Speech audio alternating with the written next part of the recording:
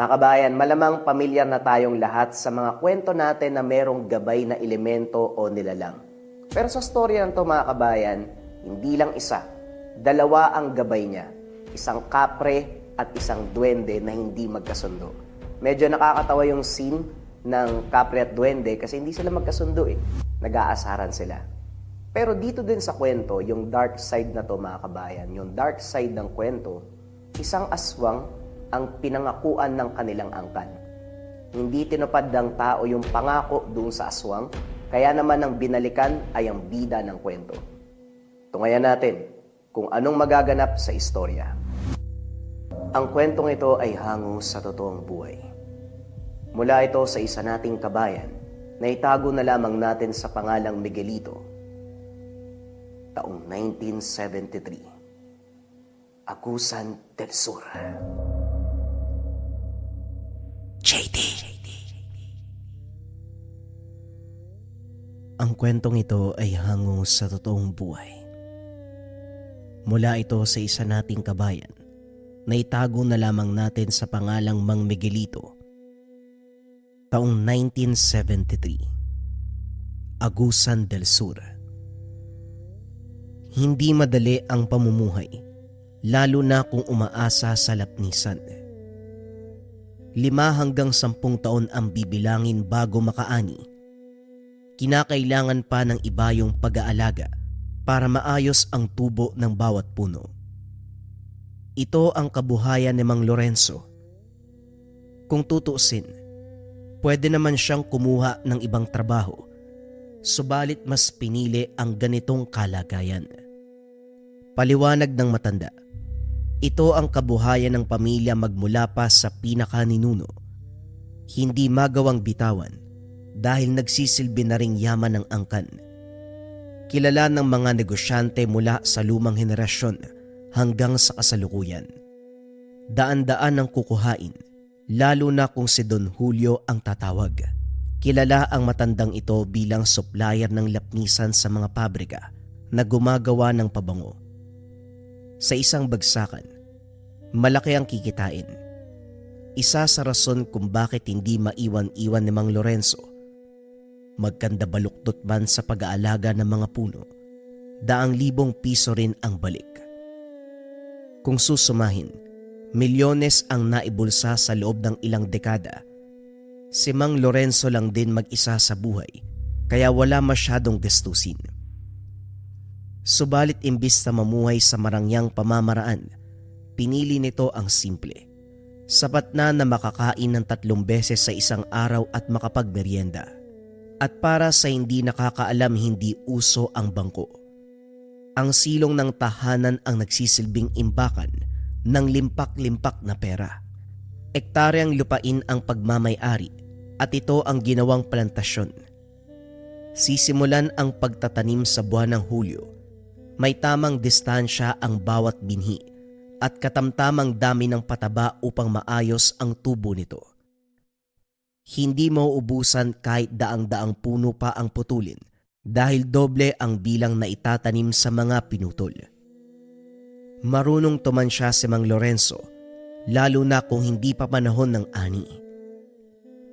Maliban sa mismong puno, napapakinabangan din ni Mang Lorenzo ang mga bunga. Sinasabi ng karamihan, nakakalason subalit kung tama ang pagluto at sangkap na inihalo, hindi ito nakamamatay. Kaso nga lang, iba ang ginawa ng matanda. Sa kanya kasi, ginawang sangkap para sa langis. Ang mga kakilalang albularyo ay sa kanya kumukuha. Kapag nakakagawa si Mang Lorenzo, asahan na hindi natural ang langis. May kasamang basbas at bisa na higit pa sa tipikal na lana. Maliban sa lapnisan, ito din ay libangan ni Mang Lorenzo, ang paggawa ng sariling langis. Mula sa angkan ng albularyo ang ama, kaya kahit papano natutunan ang mga bagay-bagay. Paminsan-minsan rin napapasabak sa laban kontra engkanto na nakikitira sa naglalakihang puno ng lapnisan. May kakayahan din itong makipag-usap sa mga elemento katulad na lang ngayon. Kasalukuyang nagbubunot ng ligaw na damo nang matamaan ng bunga sa ulo. Napabuntong hininga, nagkipit balikat kaso makulit ang nasa itaas. Baka gusto mong sungkitin kita. Malapit nang maubos ang pasensya ko sa'yo. O talaga, tanda? Sa taas ng puno, anong gagamitin mong panungkit? Kahit ang pinakamahabang kawayan, hindi ako maabot. Wika ng kapre. Kung bugaan kita ng langis dyan, hindi pa rin ba aabot? Ikaw walang araw na hindi mo ko ininis. Pwede bang magpaawat ka naman? Ano bang pangalan mo? At bakit? Para patawan mo ko ng ritual. Hindi mo ko maluloko. Nagmula ka sa angkan ng mga albularyo, kaya alam kong marunong ka. Pero sige, tawagin mo ko sa pangalang Ramon. Magsasabi ka na lang ng pangalan, ipapahamak pa ang kaibigan ko. Huli na to Ayoko nang pabalik-balik ng salita. Sa susunod na kulitin mo pa ako, may kalalagyan ka sa akin. Tumawa lamang ang kapre. Nagpatuloy na rin si Mang Lorenzo sa gawain. Maya-maya pa, isang duwende naman ang nakipag-usap. Buntong hiningang nakiusap dito na mamaya na makipagdaldalan dahil marami pang trabaho. Kaso nagpupumili. Nagnanais marinig ang kwentong ibabahagi. May tumaay dito kahapon. Isang binata na may takipang buong muka. Tinapakan pa ang bahay ko. Iniian. Pero tanggapin niya ang parusa ko. Mamamaga ang pagkalalaki noon. Talagang inabala mo pa ako para lang sabihin yan. Inistorbo na ako ng kapre, ngayon ikaw naman. Kung wala kayong magawa, kayong dalawa mag-usap. Dinadamay niyo pa ako Ang dami kong kailangang tapusin. Hindi kami magkasundo ng higanting yon. Kaya wag mong imungkahi na mag-usap kami. Pagkagamitan ko siya ng maika. Wag mong isipin na kwento lang ito. Dahil ang binatang yon ay nagbabalak na patayin ka. Naagaw ang pansin ng matanda sa sinabi ng nilalang. Inisip ang posibleng kalaban, pero walang pumapasok sa isipan. Lahat ng mga kakilala ay may edad na rin. Magmula nang nagsimula sa pagnenegosyo ng lapnisan, hindi na lumalabas ng tahanan. Hindi rin lalampas sa taniman kung sakali mang maglakad-lakad. Hindi ako tumatanggap ng biro, alam mo yan. Paano ka nakakasigurado na pagtatangkaan ako ng binata? Kilala mo ba? Alam mo ba talaga ang sadya niya? Pinagtutudahan mo ba ang kakayahan ko? Itinuring akong pinakamataas sa angka namin at pambihira ang aking kakayahan. Alam na alam ko ang takbo ng isip ng bawat tao. Maliban na lang sa'yo. Nakalunok ka yata ng sabula. O sige, paniniwalaan kita. Pero kailangan mong sabihin sa akin kung ano ang sadya ng binata. Kapag hindi ka nakasagot, itatakwil kita sa lupain. Ako pa ang hinamon. Hinahanap ng binata ang puno ng lapnisan na sinasabing nagtataglay ng mutya. Kapag hindi mahanap sa lalong madaling panahon, ikaw ang tatapusin bilang tanda ng pagkabigo sa misyon. Maganda ka. Delikado ang batang yon. Duda kung kakayanin mo. Subok na siya sa labanan. Samantalang ikaw, ilang dekada nang nag-aalaga ng mga puno, wala pa rin. Napabuntong hininga si Mang Lorenzo. Hindi magawang baliwalain ang sinabi ng duwende. Pagbalik ng tahanan, hinalungkat ang mga gamit na naiwan ng mga ninuno. Kinuha ang kahon na naglalaman ng pinakamahalagang bagay. Nakainga nang makita ito. Minsan ang pinagtangkaan noon, kamuntikang mawala. Ngayon hindi makakapayag na maulit pa. Mas mabuti nga siguro kung magpakita ang binata nang sa gayon magkaalaman kami. Kung laban ang gusto, edi magbigayan kami. Binuksan ni Mang Lorenzo ang kaban. Tumambad ang sundang na nooy pinanday. binasbasa ng iba't ibang albularyo. Marami na rin ang pinugutan nito. Aswang o kahit pa yung mga elemento na walang pisikal na anyo. Matagal na rin ang huling laban, kaya nasasabik ng marinig ang sinabi ng duwende. Maya-maya pa nagmadali sa paglabas ng tinawag ni Ramon. Pinapasabi ni Don Hilario kung pwede ba raw makaputol ng kahit 10 puno ng lapnisan. Kinakailangan lang dahil nagdagdag ng order ang suki niya eh. Ramon, alam mong hindi ko pinuputol ang puno kapag wala pa sa tamang edad. Hindi pa nga ako umaabot ng 5 taon eh. At bala ko, sa susunod na dekada pang magbenta. Pakisabi kay Don Hilario, unawain niya na lamang. Pare, pagbigyan mo na, ngayon lang naman eh. Kailangan lang talaga dun sa pabrika na binabagsakan niya. Huwag ka mag-alala, doble ang bayad. Kahit triple pa, hindi maaari. Ginagalang ko mga puno. Saka lang puputulin kapag nasa wastong edad. Alam din ito ni Don Hilario. Paalalahanan mo, baka nakalimot. Napakamot ng ulo si Ramon. Maya-maya pa inutusan ang tauhan na puntahan ng negosyante para pagsabihan. Pasensya ka na pare ah. Napilitan lang talaga ako eh. Ayoko namang kontrahin yung desisyon mo. Alam kong mahalaga sa'yo ang bawat puno ng lapnisan. Etong si Don Hilario lang talaga. Maaga sa bahay kinukumbinse ko eh. Eto napilitan, pasensya ka na talaga ah. Walang problema. Naunawaan kong naipit ka lang. Kilala ko si Don Hilario. Kapag nagkanda o gaga na may merwisyo. Eto. Uminom ka muna ng tasa. Masarap nito ah. Parang lahat ng kabag at sakit sa katawan mawawala. Ikaw ba ang gumawa niyan? Anong sangkap? Bunga ng lapnisan. Wala mang pag-aaral ng siyensya. Para sa akin marami itong benepisyo. Nararamdaman ko kasi. Naibuga ni Ramon ang hinigop na tsaa matapos marinig ang sinabi ni Mang Lorenzo.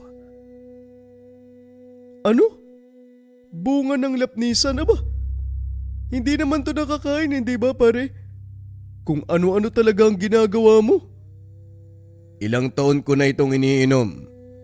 E di sana, pinaglalamayan na ako. Inumin mo na lang. Kung may mamamatay man dito, ako dapat ang mauna. Kapag nangyari yun, magpasuri ka kagad sa doktor. Pambihira ka, alam mo. Siguro nabuburyong ka lang. Dahil sa tanang buhay mo wala kang kasama. Nag-asawa ka sana, tignan mo. Pati bunga ng puno, hindi naman sana kinakain, ginawa mo pang tsaa. Pero, masarap pa. Nakakatakam din ah.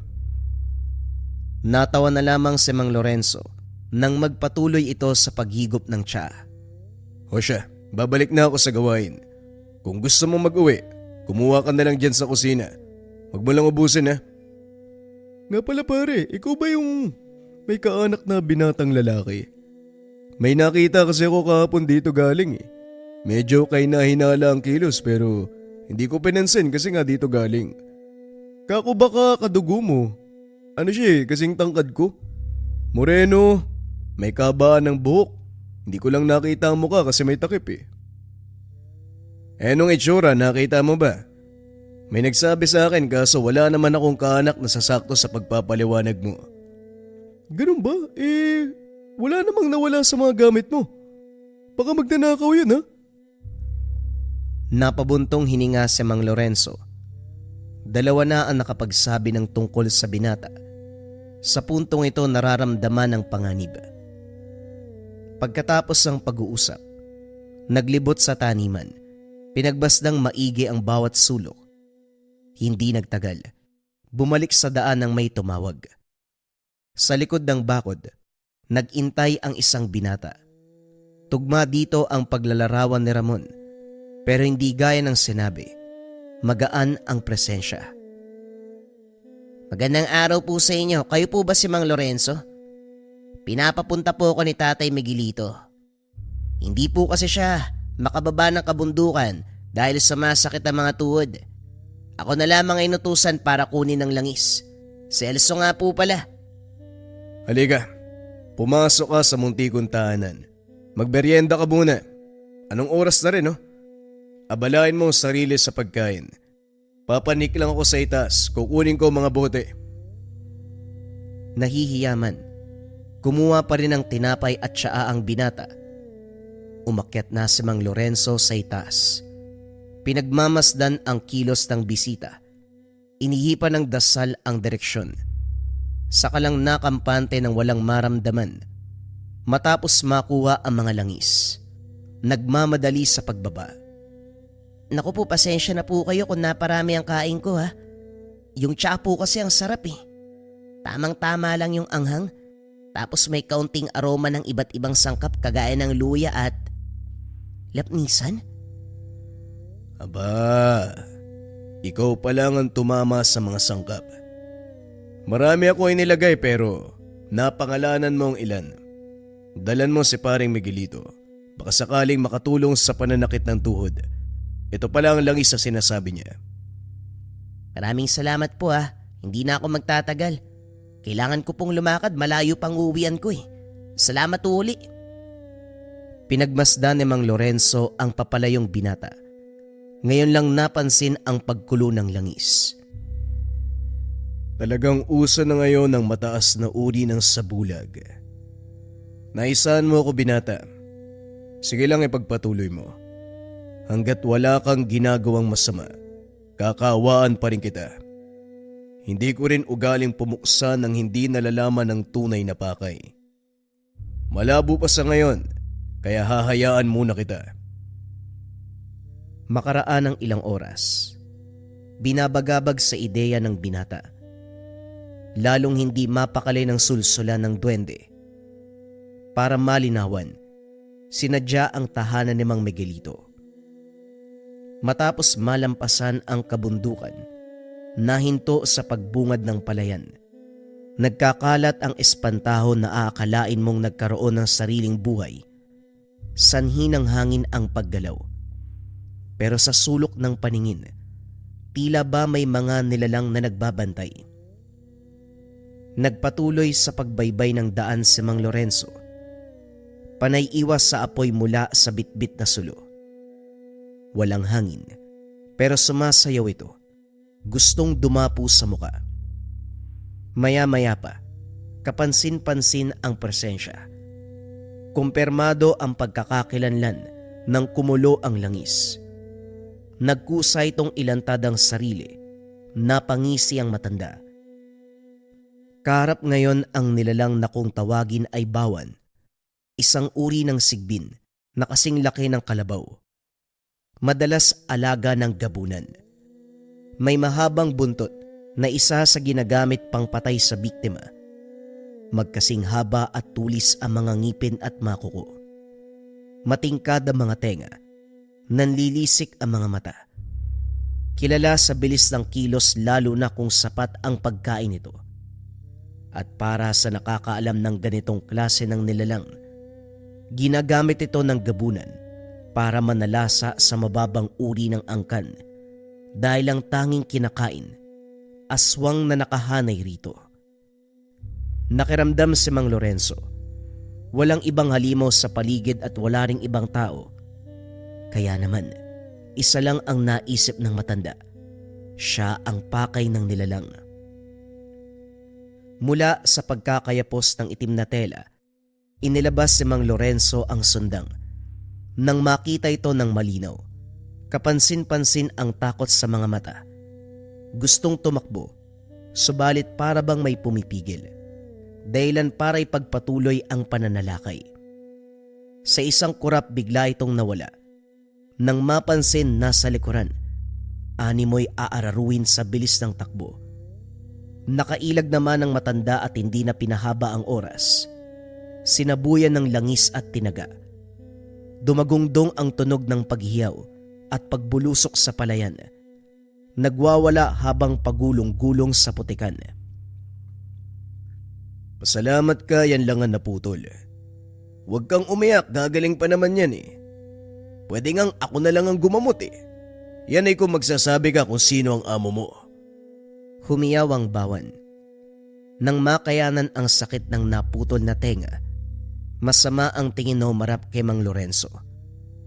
Handa na sana sa pagsugod nang iduro ang sundang Wala itong nagawa kung hindi manatili sa kinakatayuan. Hindi ko na uulitin pa ang sinabi ko kaya sumagot ka. Baka sakaling palampasin pa kita. Umangil ang halimaw habang inuunawa ang ibig sabihin. Isang bato ang umagaw ng pansin. Nang malingat dahil umilag, dito tuluyang nakatakas ang bawan. Nang sulyapan ng bato, kahubog ni Celso. Batay sa nangyari kanina nung karap ang binata at ngayon, nakumpirma na ang kutob. At dahil nakalayo na rin hindi na nag-abalang sumunod. Nagpatuloy sa pagbaybay ng daan patungo sa tahanan ni Mang Miguelito. Magiliw siyang pinapasok ng albularyo. Tinapos ito ang ginagamot na pasyente bago siya inarap. Magkape ka muna. Gawa lang ito sa bigas na mais kaya pagpasensyaan nyo na. May tirang biskwit dyan. Pagtyagaan nyo na lamang. Nga pala, hindi mo galing bumisita sa bahay-bahay. Anong meron at napadpad ka ngayon? This oras pa ng gabi. Nakiramdam muna si Mang Lorenzo. Kaso nga lang masyadong malinis at walang bahid ng kasamaan. Naguguluhan ng matanda kung may kaugnayan ba ito sa binata. Nga pala, meron ka bang anak na binata, pamangkin o apo? May pumunta kasi sa bahay. Nagpakilala bilang Celso at ang sabi tatay kanya. Siya ang kumuha ng mga langis. Si Celso, apo ko yon. Ilang taon pa lang yun sa akin. Nasawi kasi mga magulang sa isang trahedya. Walang mag-aaruga kaya kinupkup ko na lang. May dala nga siyang tsahe. Sabi mo raw, sa bunga ng lapnisan. Pare, hindi ba tayo malalason yan? Sandali. Eto bang apo mo? Yung Celso nandito ba yan?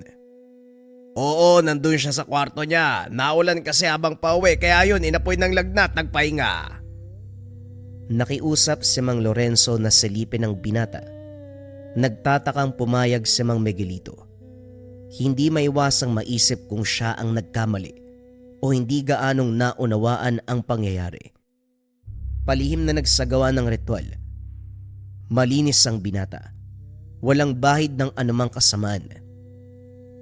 Pasensya ka na. Gusto ko lang makasigurado na ang taong nagpakilala kanina ay tunay.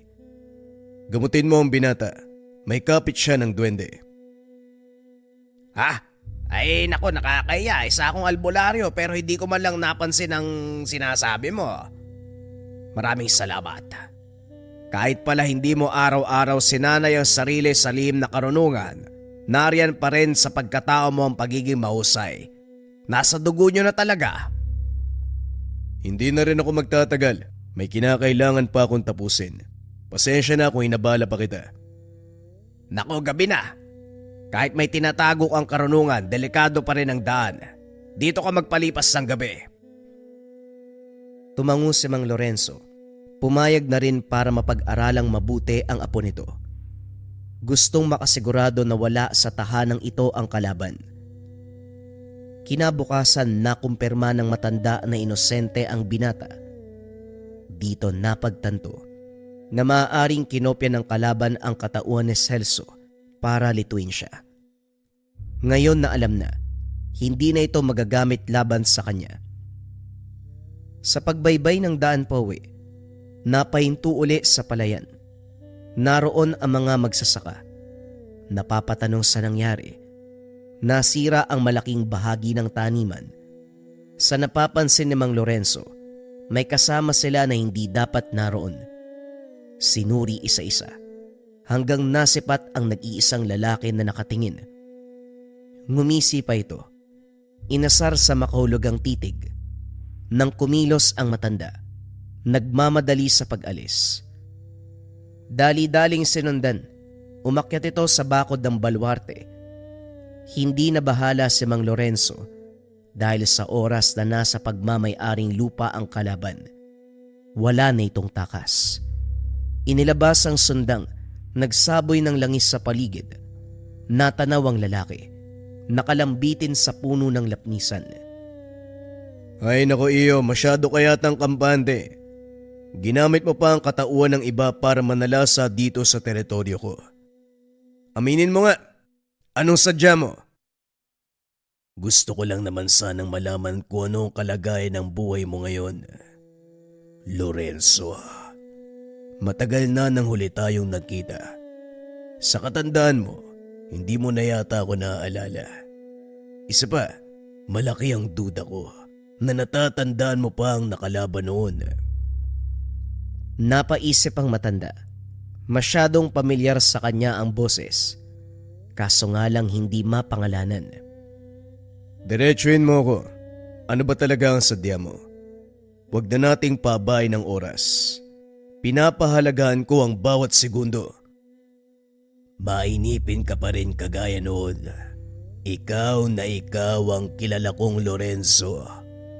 Ako rin naman eh. Ayoko nagsasayang ng oras kaya tandaan mong mabuti ang sasabihin ko. Ngayon na nagkita tayo, gagawin kong impyerno ang buhay mo. Kaya humanda ka.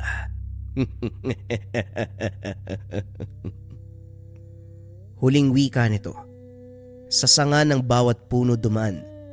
Tumalon sa bakod at saka tumakas. Napabuntong hininga si Mang Lorenzo. Hindi nag-abalang sundan dahil ginugol ang oras sa pagkilala kung sino ito. Inabot pa ng ilang oras kaso hindi matukoy. Magsigarilyo ka muna. Mukha kang unggoy dyan. Masyado kang seryoso. Kalmaan mo lang. Kahit hindi tayo magkasundo minsan, hindi ko hahayaan na may manggambala dito.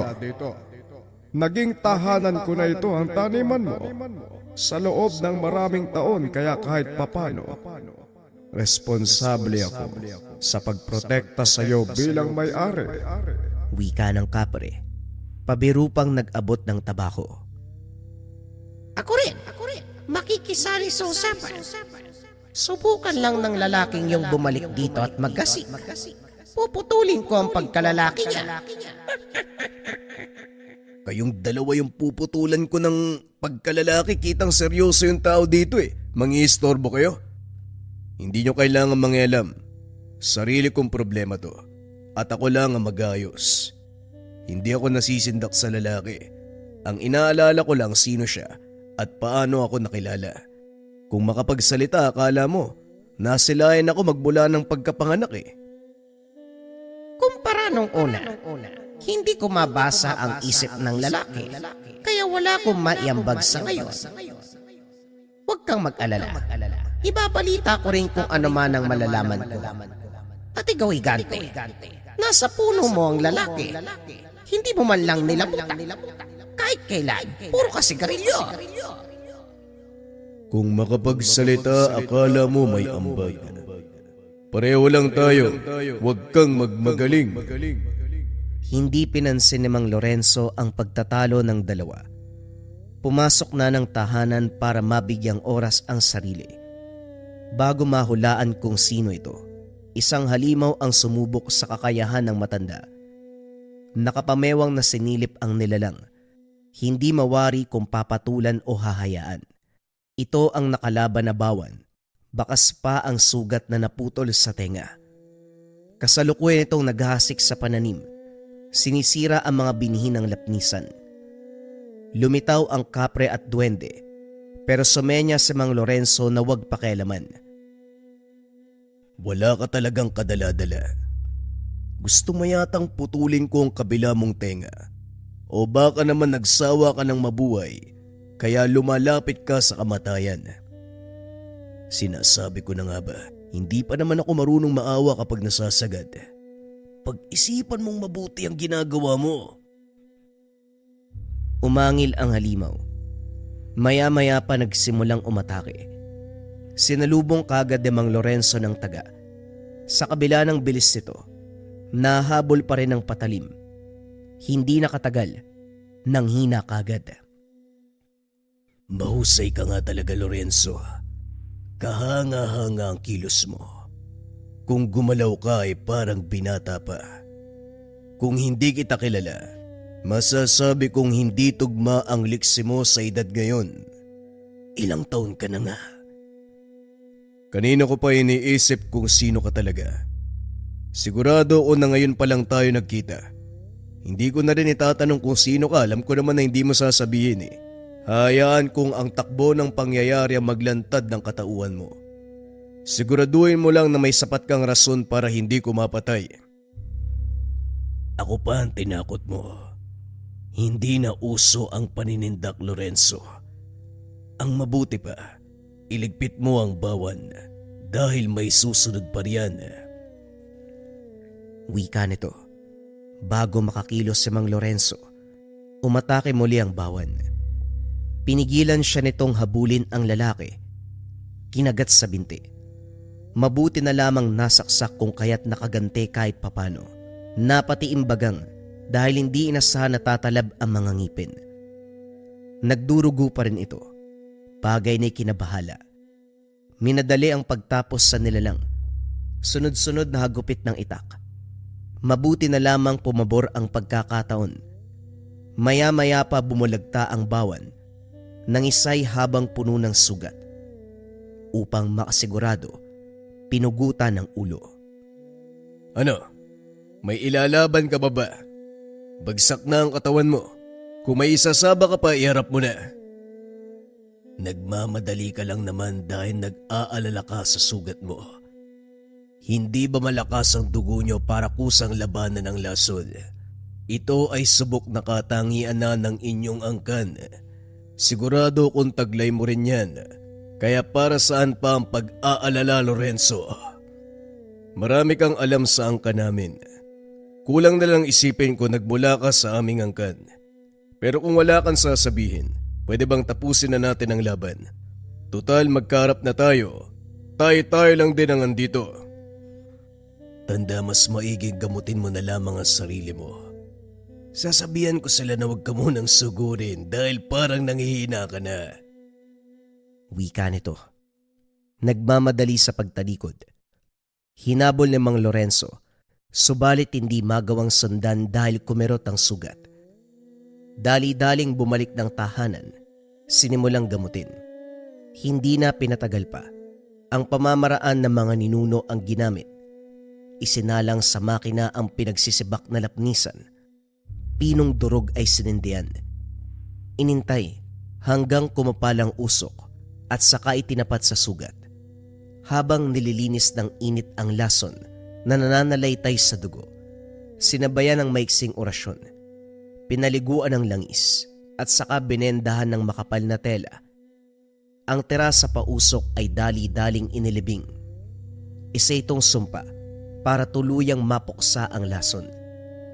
Hindi na rin binigyan ng pagkakataon na makapagpahinga dahil dumating si Ramon. Hindi halos masundan ang sinabi sa sobrang bilis. Ang naunawaan lang, may humahabol na nilalang. Ayaw sanang mangialam ni Mang Lorenzo dahil meron pang iniinda. Kaso nga lang sa pagpupumilit ng kaibigan, wala nang nagawa. Kinaladkad siya.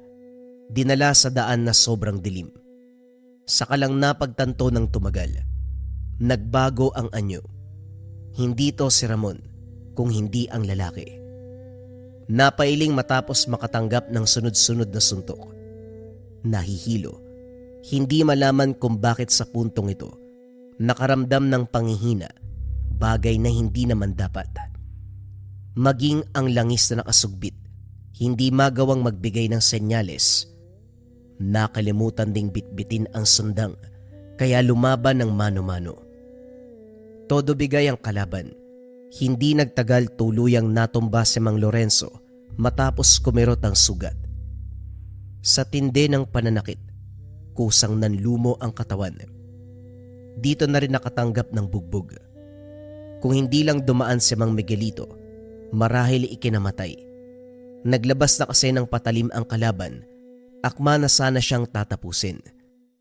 Nahimasmasan makalipas ang ilang oras. Puno ng dahon ng katawan, lalo na ang binting sugatan. Nang pakiramdaman ng sarili, naguguluhan dahil kakaiba ang panghihina. Sumasagi sa isipan ang pagkagat ng bawan. Ito ang tinurong dahilan. May ilan akong kakilala na kinagat ng sigbin. Lahat sila patay talaga. Hindi naman sa tinatakot kita pero ang sabi mo kasi bawan. Hindi ba bihira na sa panahong ito ang ganyang klase ng sigbin? Wala rin ako narinig na gabunang nag-aalaga ng ganyan. Hindi naman sila magtatagal sa mundo kung wala mag-aaruga, hindi ba? Yan nga din ang ipinagtataka ko. Hindi ko alam kung saan nagmula ang lalaking yun. Pero kilalang kilala niya ako. Pati na rin ang angka ni tatay. Kahit anong isip ko, hindi ko siya mapangalanan. Yan din ang kanina ko pang inaalala. Nakita ko ang lalaking yun nung nagpulong kami para puksain yun ng bibiktimang aswang. Malala ang kaso ng yagaw sa panahong yun.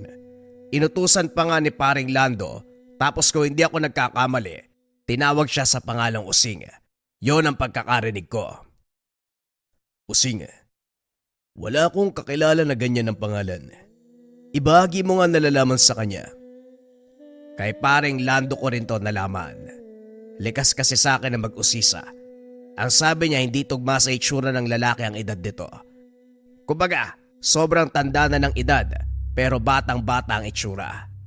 Kung muka ang tatansyahin, parang nasa 40 taong gulang. Pero bakit ka kaya gustong biktimahin? Napabuntong hininga si Mang Lorenzo. Siya man, hindi alam ang dahilan ng pananalakay nito. Habang nagpapagaling, matyagang nag-intay sa pagbabalik ni Using. Nahihiwagaan sa katauhan nito. Nasasabik na muling magpakita. Tumulong na rin sa paglatag ng pangontra sa buong lugar si Mang Miguelito. Bumabalik ito tuwing takip-silim para samahan siya sa pagsapit ng gabi. Nang may kumatok sa bakod na yari sa yero, hinanda kaagad ang sundang. Bumungad si Ramon. Papasok na sana ito pero hinarangan niya. Gusto lang makasigurado na totoong tao ang tatanggapin sa tahanan. Sasta mong yan parang kakatay ka ng tao ah. Kakaiba ang sundang mo. Saan yari yan? Hindi ko naman naangkinin, titignan lang. O siya, wag na nga. Nandito ako para kumbinsin ka uli. Si Don Hilario may bago na namang pakiusap. Pagbigyan mo na lang para matapos sa tayo. Pabalik-balik siya sa bahay eh. Magpapahanap pa siya ng ligaw na lapnisan. Natigilan si Mang Lorenzo nang marinig ang sinabi nito. Ligaw na lapnisan. Hindi ito basta-basta termino na tumutukoy sa lapnisan na tumutubo kung saan-saan. Dito na rin nagsimulang magduda sa katauhan ni Don Hilario. Ilang dekada niya na itong suki, subalit ngayon lang mukhang unti-unting lumalantad ang katauhan. Sige, sabihin mo sa kanya. Hanapin ko ang tinutukoy na ligaw na lapnisan. Kailan niya ba kailangan?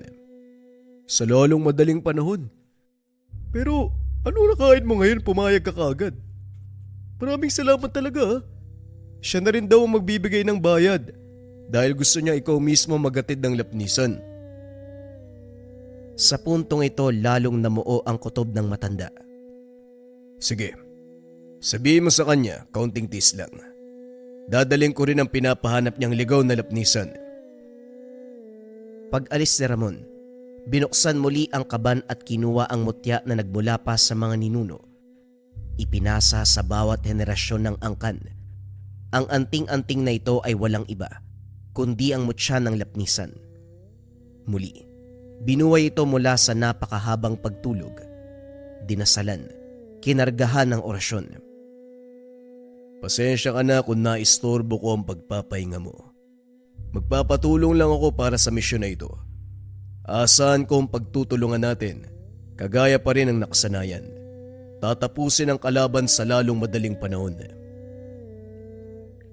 Palipat-lipat ang tingin sa mutya at sundang. Hindi nagtagal. Lumabas na rin ang nagsimulang hanapin ang tinutukoy na ligaw na lapnisan. Kung bibilangin, ito na ang tamang oras para muling magsilang ng mutya. Noong kapanahunan ng pinakaunang ninuno na nag-aral ng karunungan, nagritual sa binhi ng lapnisan. Magsisilang ng mutya sa bawat pagsapit ng ilang dekada. Nakuha na rin ang unang bunga at ngayon ang ikalawa. Pinuntahan ng kagubatan na nagpatubo ng mga puno. May lapnisan subalit hindi ito ang pakay. Naglakbay sa kabilang bahagi ng gubat. Ganon din ang naabutan. Hanggang sa napansin ang mga bakas. Nang pakiramdaman, May nauna sa kanya, naghahanap din ng puno. Binilisan ni Mang Lorenzo ang kilos sa takot na maunahan. Kagaya ng inasahan, lupo ng umatraka ang naabutan. Mula sa angka ng sigbin subalit iba ang lahi. Kung ang bawan ay kasing laki ng kalabaw, iba naman ang sukat nito. Kumakain pa rin ang aswang na nahahanay sa mababang uri. Kamukha lang din ng bawan. Pero ang pinagkaiba, hindi umaatake na nag-iisa. 3 ang kaharap niya ngayon. Mga pare, balita ko, hinahanap nyo rin ang ligaw na lapnisan. Baka pwedeng sumabay sa inyo. Naghahanap din ako eh. Pabirong wika ni Mang Lorenzo. Bagay na hindi nagustuhan ng mga ito. Naganda nang magsimulang umangil. Sabay-sabay sa pagsugod. Animoy mga kalabaw na handang sumuwag sa iisang biktima. Kumpara sa bawan, wala itong takot kahit ano pang medalyon ang iwasiwas sa muka. Ang alam lang kasi nito, umatake ng umatake, kaya nang ibalandra ang sundang, baliwala lamang. Hinigpitan ni Mang Lorenzo ang planong pagpapatumba. Malalaki ang mga kalaban at sobrang liksi. Binasa muna ang galaw bago makipagsabayan. Nang matukoy ang kahinaan ng mga ito, hindi nagdalawang isip sa pagsugod. Diretso sa puno ang matalim na sundang. Sunod-sunod na saksak sa lalamunan at paghuli ng taga sa leeg. Hindi man magawang pugutan ng ulo, saktong nalagutan ng hininga. Tila ba galing sa pangangaso si Mang Lorenzo na nakahuli ng 3 baka. Pinagpawisan ako ng kaunti ah.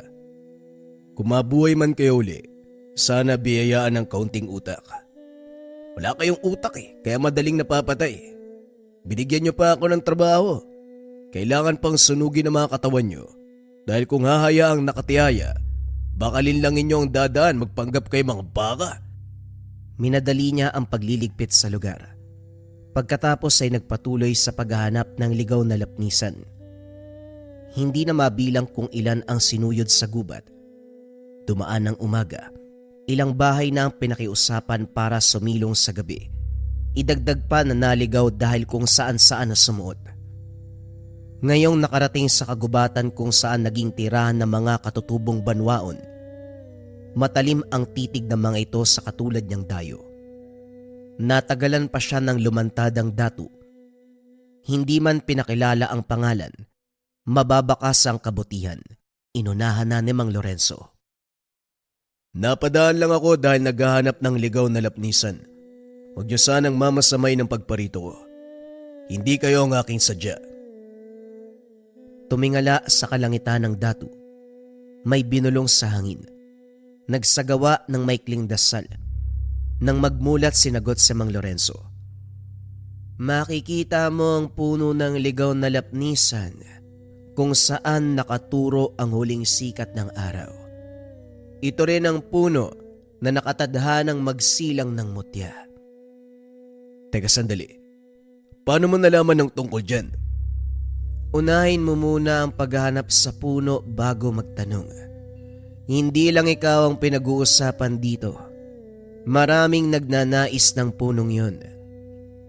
Tumango si Mang Lorenzo. Matapos makapagpaalam, nagpatuloy na sa paglalakbay. Hinintay ang paglubog ng araw. Umakyat sa pinakamatayog na puno para masilayan ang sikat nito. Walang kurap na pinagmasdan at nang masilayan ang direksyon ng huling sikat, walang pagdadalawang isip na pinuntahan.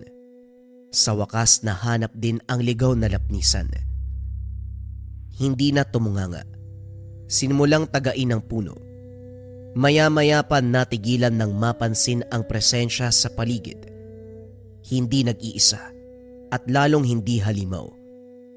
Binaliwala dahil nakatingin lang laman ng mga ito. Kaso nga lang naglikot ang kamay ng isa. Aksidenteng pinihit ang gatilyo ng baril. Wala na ring rason para magtago. Lumantad ang mga ito sa utos ng amo. Walang iba kung hindi si Don Hilario. Inutil kasi ang pesting to. Sa katay ng kamay bumaril ng walang pahintulot. Bilisan mo ang paghanap ng Mutya Lorenzo. Wika nito. Pumwesto ng upo sa tabi. Mutya, sa pagkakalam ko puno ng ligaw na lapnisan ang inutos mo. Yun ang sinabi ni Ramon. Hindi ka ba mangmang para ganyan ang pagkaunawa sa ligaw na lapnisan?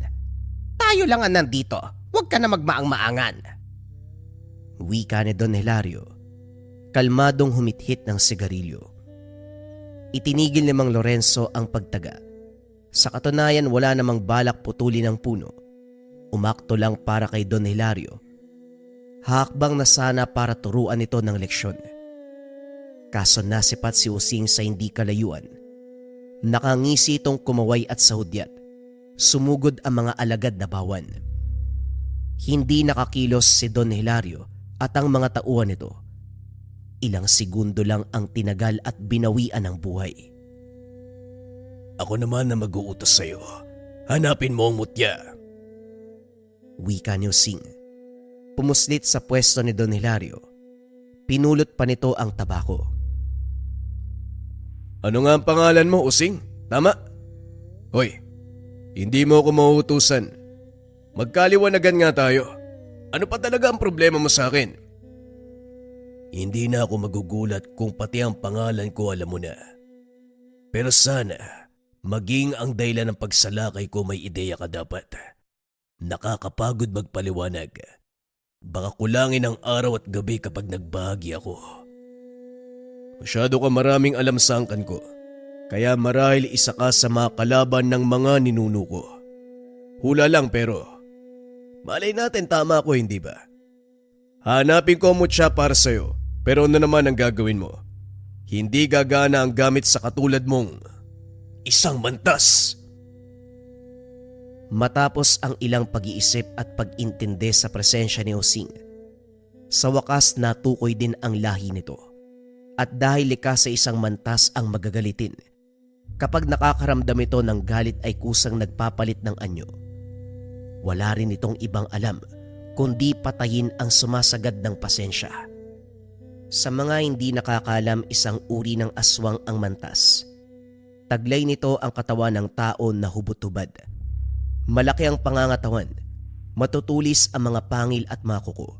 Bukod sa balahibo, meron pa itong parang maliit na galamay sa katawan na kung ididikit sa biktima ay parang insekto, nakakainin ang laman hanggang sa mamatay. Pinakaayaw ko may nakakalam kung sino ako. Masyado mo kong kinilala. Bagay na ikinakagalit ko. Inilantad mo ang sarili mo, hayop ka. Kalmaan mo muna bago mo ko patayin.